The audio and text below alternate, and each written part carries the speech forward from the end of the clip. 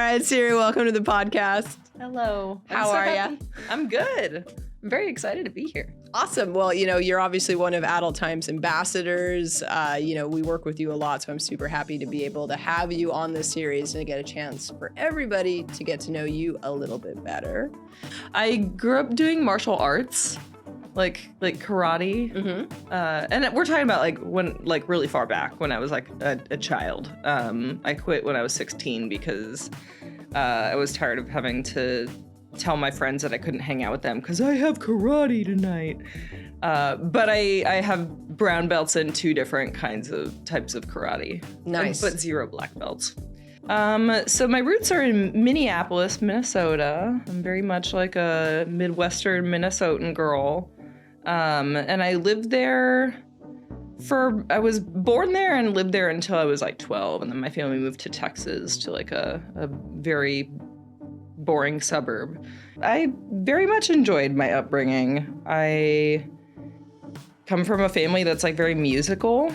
My dad was an opera singer when I was a kid growing up, so that was a cool thing. That's like cool. Weird and unique. Like yeah.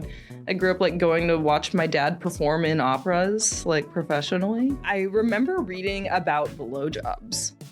And that, for me, reading about blowjobs, about putting a penis in my mouth, was like simultaneously exciting and horrifying to me. Yeah. And I think that stuck with me. Like, I guess the thing, I got this idea in my head that giving a blowjob was something that required so much skill that I just will like never in my life feel good at doing it. So I'm just going to avoid it. Like, basically I was like so academic about how I read about sex that I freaked myself out away from ever wanting to do a lot of things. I mean, for me, probably the biggest one, just as someone who's creating content regularly, is that I masturbate regularly. Like, for background, like for anyone who's watching, and if you're not like a content creator of sexual content, like it's really easy to get into a mindset where it's like, oh, well, I can monetize that, so I may as well save it for like on camera. And like doing that with masturbation like fucked me up for a minute. Like when I first came out of retirement, I was filming so much solo content, which, partly because I just was like, oh, I gotta get my bag. But but pretty quickly I realized like, wait, how long has it? It's been 2 months since I masturbated just for the pure enjoyment of it. And that made me real sad when I realized that. So at that point I decided like, no, that can't be the thing. Like, I gotta masturbate. I gotta masturbate more often. Like, and like just for myself. How did you have to make yourself a schedule? Like, how did you force that separation so that you could still enjoy sex as a human being? It's the most like disappointingly simple thing ever. I just like my favorite vibrator that I own, which is like a little cordless like wand thing. I simply just made sure that I always kept it charged and in the drawer on my nightstand.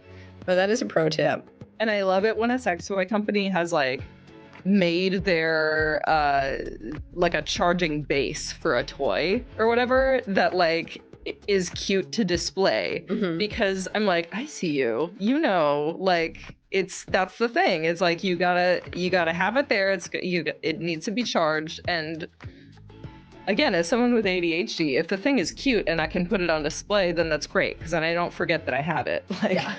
I don't know what it's like to be in someone else's body, but I'm so multi-orgasmic that it's like sometimes I'm like, is this bad? Am I gonna like faint if I come too many times in a row? So what's your average number of orgasms per sesh? If it's like in my personal life with my partner, because we're super like compatible sexually, my average with him is like 8 times probably. Like, good. And each one is like topping the other one, so it really does, like, I will do, when I come really hard, I'll like his favorite story is that I like slap myself. Did not know that I did this. Like, literally, I like lost control of a limb, and that limb decided to just slap myself in my face. So It's kind of hilarious. Randomly flailing arms. Yeah. What about when you're solo, when you're masturbating? Are you someone that's a one and done, or multiple times every time? Oh no, It depends. multiple times. Sometimes it'll be like multiple times, probably at least like 4 times, and then I'll be like, all right, we're done. Come on, like we're good. Or I'll think that like I just can't handle anymore. Like my clit is just like ah, and so I'll set down the vibrator. And then 3 minutes will go by, and I'll be like, You just gotta let the waters calm down a little bit, right? yeah. And then you go back.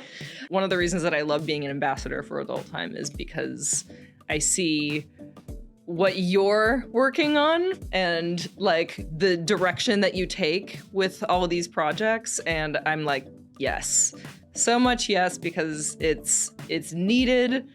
And it's better now than it was when I first started out. And I know you know that too. Like we've talked about how much things have changed in the last like decade or so. But it's, I mean, we're always going to need more of that. You know, I see it in like friendships that I have with, you know, other women my age, and like hearing their struggles with dating and their sex lives. You know, I just see it in my fans DMing me, you know, and telling me like personal things about their dating relationships.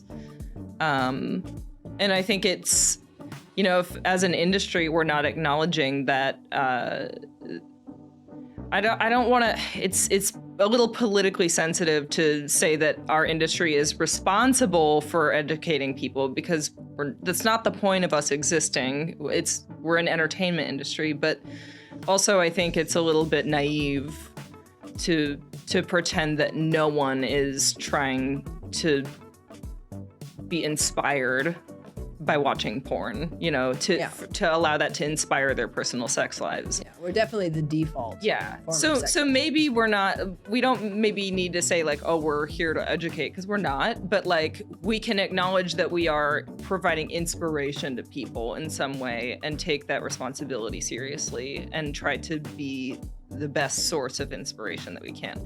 And like, we're not doing that if we're not being honest about how women orgasm, how women like to have sex. Which isn't to say that women are a monolith, because obviously we're not, but like there's just been so much misrepresentation for so long that like there needs to be a lot more effort put into like being honest and accurate, and like, you know, wait till you see how I masturbate, because it's probably not as interesting as a lot of people think. Like, but it's real.